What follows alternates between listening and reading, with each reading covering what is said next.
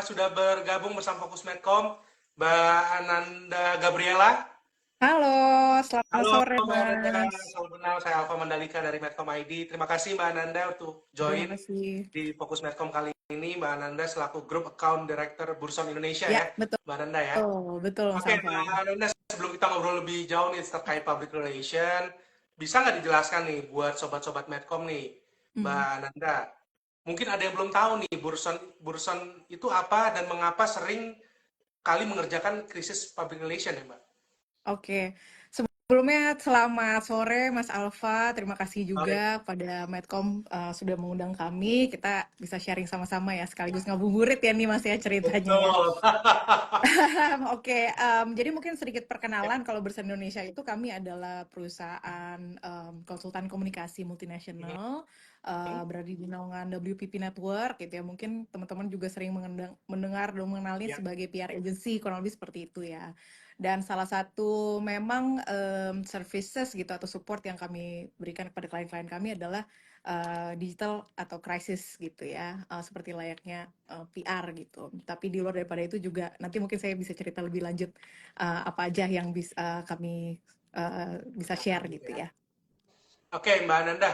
Tadi kan juga sudah menjelaskan terkait dunia public relation gitu ya, dan khususnya dalam menangani krisis digital ini nih dari perspektif Mhm. PR nih, Mbak Ananda. Dan apa saja sih karakteristik utama yang membedakan dari krisis tradisional gitu, Mbak Ananda? Oke, mungkin sebelum menjawab itu, saya mau meluruskan dulu sedikit gitu ya. Kalau di dunia PR ini ada yang kita kenal sebagai isu dan ada yang kita kenal sebagai krisis. Nah, secara definisi itu sendiri, isu adalah situasi yang punya dampak, memberikan dampak, tapi tidak mengancam kepada reputasi perusahaan secara langsung. Oke, Nah, karakteristiknya itu sendiri lebih bisa di-manage gitu ya, operasional perusahaan masih bisa berjalan gitu ya, dan lain-lain gitu. Sedangkan krisis itu sendiri adalah eskalasi dari isu gitu. Jadi isu yang mungkin sering terjadi tapi kurang bisa di-manage dengan baik, lalu tereskalasi dan menjadilah krisis gitu. um, apa namanya, dari segi penanganannya juga tentunya berbeda gitu. Cara untuk kita menangani isu dan krisis itu berbeda karena krisis sendiri sifatnya unpredictable, it's all about momentum, punya dampak yang tadi ya langsung dan juga signifikan terhadap baik itu operasional maupun reputasi atau fungsi dari perusahaan itu sendiri gitu ya. Nah, jadi contoh-contohnya apa nih? Kalau isu tuh mungkin yang sering muncul gitu ya, customer complaint gitu ya, keluhan pelanggan, atau misalkan operasional suatu fungsi divisi yang tidak efektif gitu ya. Sedangkan kalau krisis sendiri, misalkan ada kondisi tertentu yang di luar dari bisa kita handle, misalkan kejadian alam atau misalkan kecelakaan di tempat kerja atau misalkan perekonomian dunia secara global dan lain-lain sebagainya gitu. Kalau krisis digital itu sendiri secara spesifik ini yang sebenarnya lagi sering juga nih kita bahas bersama dengan praktisi komunikasi lainnya khususnya di bidang PR. Digital itu sendiri kan platformnya, ruang lingkupnya gitu ya Mas ya. Jadi krisis digital adalah sebuah situasi krisis yang terjadi di ranah digital gitu. Kurang lebih seperti itu. oke, berarti tadi Mbak Ananda sempat bilang penanganannya berbeda ya jika terjadi isu dan krisis gitu ya Betul. dalam suatu perusahaan seperti itu. Nah, Mbak Ananda, di era serba digital seperti ini Hmm, nih, dari sudut pandang PR, apakah memudahkan atau malah menyulitkan nih ketika terjadi krisis PR itu? ya. Tentunya bisa dilihat dari dua sisi ya sebenarnya. Kalau kita bicara karakteristik digital itu sendiri kan kita tahu oh penyebaran informasi itu begitu dinamis, begitu cepat gitu ya. Sekarang juga dikit-dikit mau viral gitu ya Mas ya. Nah, jadi memang dari apa namanya sudut pandang itu sendiri punya tantangan gitu ya. Tapi ada opportunity juga di situ yang kita lihat gitu. Dari perusahaan melihatnya bahwa kejadian di ranah digital ini juga membuat kita, oh kita bisa reach bigger audience gitu ya. Kita punya engagement yang direct terhadap pengguna maupun audiens kita di digital itu sendiri gitu. Jadi memang dari sudut pandangnya ada dua sisi ya kita bisa lihatnya gitu. Tapi kalau dari segi challenge-nya tentu berbeda karena dari nature of digital itu sendiri juga punya challenge tersendiri. Tapi yang lebih penting daripada menurut berdasarkan pengalaman kami gitu ya, segala sesuatu krisis digital atau permasalahan yang terjadi di ruang lingkup digital itu harus diselesaikan secara offline. Paling tidak di Indonesia seperti itu. Offline. Karena kita adalah ya bangsa yang apa ya, maunya tatap langsung gitu ya. Mungkin aku cerita dan saya mungkin bisa cerita di salah satu pengalaman kami gitu ya di Bersen. Ada salah satu klien kami punya apa namanya, salah satu pelanggannya posting di TikTok dan Instagram gitu, sebuah keluhan menjadi viral gitu ya, menjadi viral dan apa yang langsung kita lakukan adalah kita mencari tahu sebenarnya duduk perkara itu seperti apa. Kita melakukan konsolidasi secara menyeluruh gitu ya. Diketahui, oh ternyata permasalahannya adalah A. Kebetulan si pelanggan ini tuh ada di luar Jakarta gitu ya, ada di Surabaya kalau nggak salah waktu itu. Jadi yang dilakukan adalah perwakilan dari perusahaan klien kami itu langsung terbang ke Surabaya untuk memberikan apa namanya komunikasi secara langsung gitu. Dan memang itu adalah cara yang berdasarkan pengalaman saya juga cukup efektif gitu ya untuk apa namanya solving an issue yang terjadi di digital. Kurang lebih seperti itu, Mas Alfa. Artinya Mbak Ananda, pertemuan secara offline tadi ya, Hmm, itu sangat efektif dibandingkan dengan pertemuan-pertemuan mungkin via Zoom atau pertemuan dengan nggak langsung gitu, iya, Mbak. Dan berdasarkan pengalaman. iya. Karena kita bicara ini situasi isu ya Mas ya. Berarti isu tuh ada permasalahan gitulah ya. Kalau permasalahan lebih apa namanya efektif sebenarnya untuk kita duduk bareng gitu. Kita konsolidasi, kita ada kesepakatan secara langsung gitu ya. Di luar daripada itu ya atas keterbatasan waktu dan lain sebagainya memang bisa disesuaikan kembali. Oke, Mbak Nanda, menurut Mbak Nanda nih, seberapa penting sebuah organisasi untuk memiliki rencana komunikasi krisis digital nih yang terdokumentasi dan teruji? Dan apa saja komponen-komponen penting yang harus disertakan gitu Mbak dalam rencana tersebut? Oke. Khususnya di era yang digital saat ini ya, serba digital ini ya, Mas ya, PR itu atau sebuah praktisi PR itu perlu proaktif, responsif, dan juga strategis dalam menangani sebuah krisis digital atau isu di digital gitu ya. Um, Lebih penting sebenarnya dari terdokumentasi atau teruji itu adalah untuk kita bisa siap di segala situasi. Balik lagi, karakteristik dari krisis itu sendiri adalah tentang momentum, bisa terjadi secara tiba-tiba dan unpredictable gitu ya. Jadi punya persiapan yang matang, bagaimana memitigasi resiko reputasi akibat isu dan krisis itu tuh adalah hal yang sangat penting gitu ya. Kayak kita beli asuransi gitu ya pada dasarnya ya. Jadi effort yang dilakukan, apakah itu punya SOP penanganan krisis yang diperbaharui setiap tahunnya gitu yang up to date, punya monitoring system atau social listening yang berjalan setiap saat, itu tuh akan sangat membantu kita dalam menemukan, oh ada potensi isu, ada potensi krisis yang terjadi di ruang digital. Oh conversation audience kita tuh ternyata lagi membahas tentang isu ini dan lain sebagainya gitu. Dan itu pun juga yang Bersen Indonesia lakukan untuk kebanyakan klien-klien kami gitu ya. Social listening, mempersiapkan spokesperson, juru bicara dari perusahaan melalui training-training gitu ya. Punya SOP, refreshment dan lain-lain itu yang salah satu yang kita lakukan. Seperti itu. Terpenting juga adalah sebenarnya yang kita sebut dengan Goodwill Bank, Mas. Jadi Goodwill Bank itu adalah bank yang berisi cerita-cerita kebaikan lah, kurang lebih seperti itu.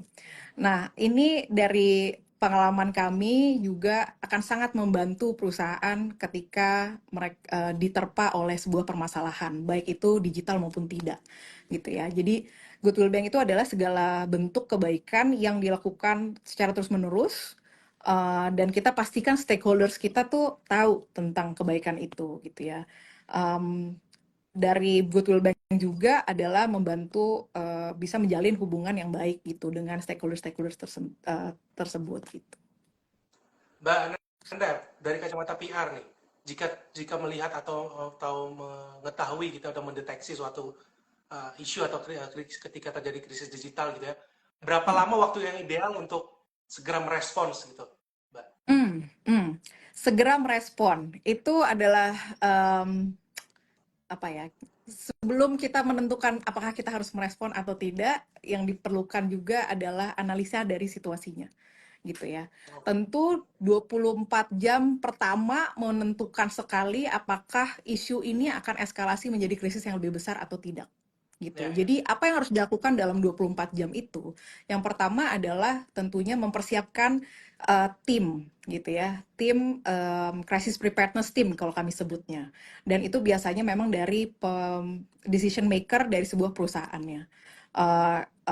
Harus tahu duduk permasalahan utamanya nih di mana gitu ya. Kalau kita mau mademin api tapi kita nggak ketemu sumbunya, nanti apinya akan terus Ya, melebar. ya. Kurang lebih seperti itu ya Mas ya, analoginya ya.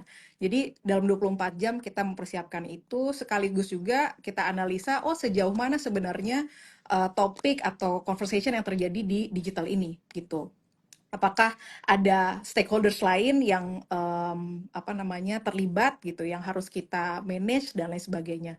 Itu akan membentuk sebuah plan yang apa namanya bisa menentukan dan tepat gitu ya. Apakah krisis ini sejauh mana akan berkembang, kurang lebih seperti itu.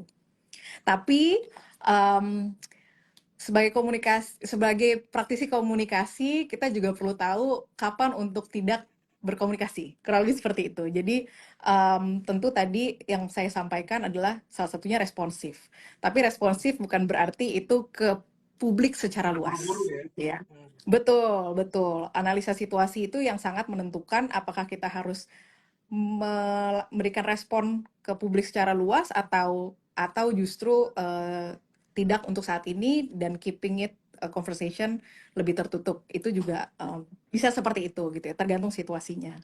Oke, Mbak Ananda, menurut Mbak Ananda nih bagaimana nih mengukur keberhasilan suatu seorang public relation lah ya atau company public relation Mm, yang bisa berhasil meredakan isu-isu atau yang terjadi di krisis digital, Mbak. Ukurannya apa nih, mm. Mbak, keberhasilannya? Ukuran keberhasilannya ya. Sebenarnya sangat tergantung dengan tentang apa gitu ya. Isunya tuh lagi tentang apa. Apakah isu tersebut itu punya dampak langsung kepada contohnya kesejahteraan pegawai, misalkan Oke. seperti itu ya. Nah, ukuran keberhasilannya tentu terkait dengan kepegawaian itu sendiri gitu. Apakah isunya terkait dengan compliance gitu ya atau regulasi. Nah, tentunya ya dari sudut pandang hukum gitu kita lihatnya. Atau misalkan dari segi financial loss gitu ya. Ya, pengukurannya adalah dari sejauh mana kita bisa mulai lagi istilahnya berjualan, kurang lebih seperti itu. Jadi memang sangat bervariasi dan beragam, menyesuaikan juga dengan tentang apa permasalahan yang terjadi, kurang lebih seperti itu sih, Mas. Nah, Mbak Nanda, Mm-mm. jika melihat isu yang terjadi di Indonesia nih, Mbak Nanda Mm. mungkin mengikuti isu yang terjadi dan bagaimana nih menurut Mbak Nanda pemerintah merespons atau memberikan apa ya jawaban atau untuk mengembalikan kepercayaan kepada masyarakat, apakah pemerintah sudah menjalani dengan benar gitu dengan isu-isu yang kita tahu nih saat ini kan selain di BBM ataupun di isu-isu yang lain gitu, Mbak. Ya, Dari ya. kacamata Mbak Nanda. Dari kacamata saya, baik. Isu yang terjadi kalau pertanyaannya Mas Alfa di pemerintahan saat ini banyak ya Mas sebenarnya isunya ya. Mungkin saya ini tidak mengacu kepada salah satu isu dan lainnya gitu ya. Tapi yang sebenarnya terpenting juga adalah kita mengetahui itu tadi duduk perkaranya gitu ya atau sumber permasalahannya itu di mana. Kalau memang terjadi apa ya isunya ini tuh adalah informasinya salah gitu ya atau isu yang berkembang ini hoax gitu ya. Yang berarti harus dilakukan adalah kita memberikan klarifikasi gitu. Atau memang ke isunya sendiri adalah memang terbukti bersalah gitu ya dari sudut pandang hukum. Maka ya memang harus comply dengan peraturan yang berlaku gitu dari segi undang-undang dan regulasi.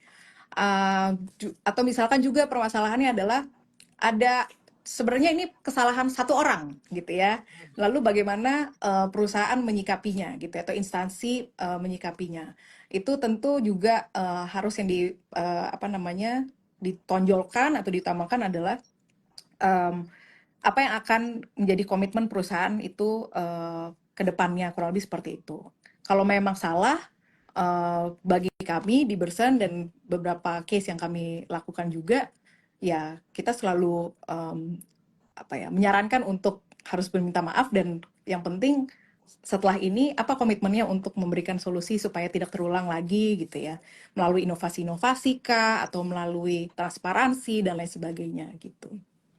Oke, Mbak Nanda, terakhir nih ya, Mbak Nanda ya, untuk pertanyaannya nih. Pesan kunci apa nih yang harus disampaikan public relation gitu ya, dalam komunikasi krisis digital untuk menenangkan publik atau membangun kembali kepercayaan publik, seperti apa, Mbak Nanda? Ya, pesan kunci ini juga kembali lagi sebenarnya Mas Alfa, kalau kita bicara tentang isu atau crisis plan itu sangat apa ya, menyesuaikan ke situasinya ya gitu ya. Jadi pesan kuncinya tentunya bisa berbeda-beda dan beragam, tapi yang perlu dikedepankan adalah um, optimisme gitu ya, solutif, dan juga transparansi berdasarkan dengan data-data atau faktualisasi yang ada gitu dari kenyataannya.